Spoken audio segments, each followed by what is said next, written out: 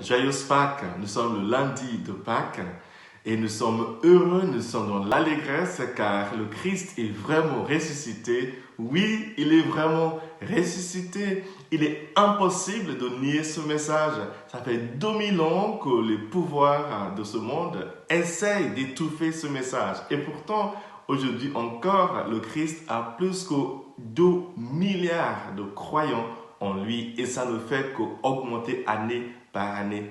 Ne regarde pas autour de toi et dis dans mon village les églises deviennent vides. Le Christ n'est pas seulement dans les églises, il est dans nos cœurs, il est dans la nature, il est partout. Le message de la résurrection ne peut pas arrêter.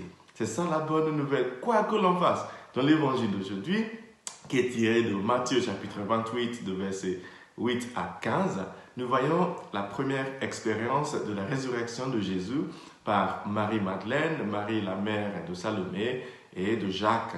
Ces deux femmes avec les amis sont allées le matin de la résurrection pour embaumer le corps de Jésus.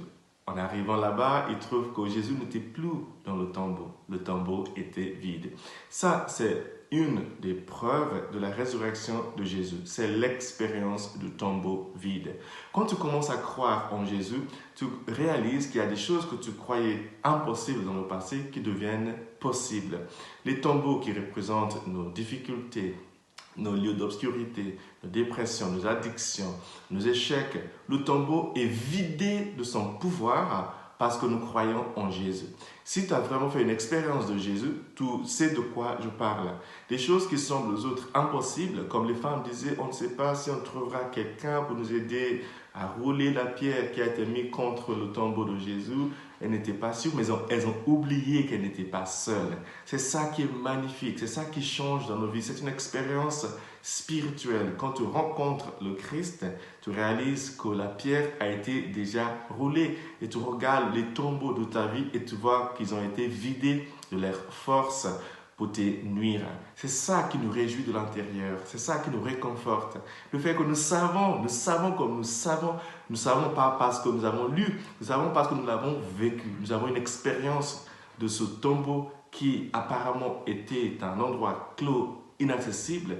D'un coup, il est ouvert et il est vidé de son pouvoir de nous retenir.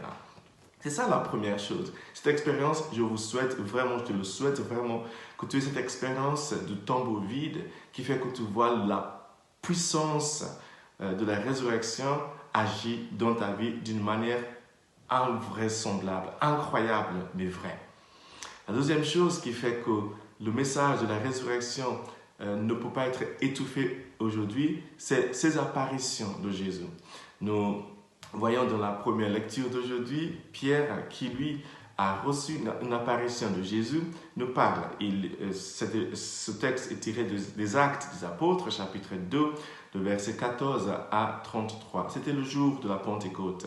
Après que l'Esprit Saint est descendu sur le peuple, ils ont expérimenté une puissance en eux qu'ils n'arrivaient pas à comprendre.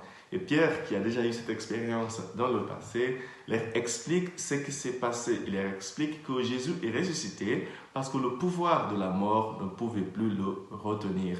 Quand l'Esprit Saint, l'Esprit de Jésus descend en nous, plus rien ne peut nous retenir sur la terre. C'est pour ça que Jésus est ressuscité et nous tous allons ressusciter aussi avec lui. Jésus continue aujourd'hui à faire des apparitions dans nos cœurs. Chaque jour que nous ouvrons nos cœurs à lui, il est prêt à venir en nous, à venir vers nous comme il est venu vers les femmes dans l'évangile de ce matin. Et pour terminer, nous voyons aussi dans cet évangile de ce matin quelque chose de magnifique. Ces femmes sont parties annoncer cette bonne nouvelle, aux frères et aux sœurs de Jésus, c'est-à-dire les apôtres, dont Pierre, par exemple. Une des raisons qui fait que le message de Jésus ne peut pas être supprimé, c'est le témoignage de celles et ceux qui l'ont vécu.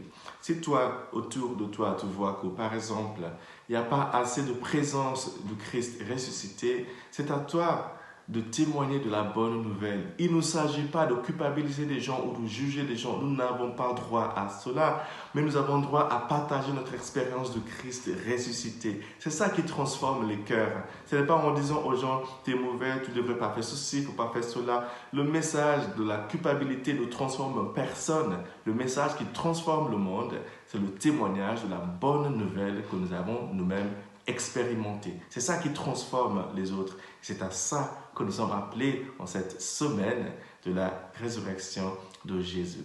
Que Dieu te bénisse aujourd'hui, le Père, le Fils et le Saint-Esprit. Amen.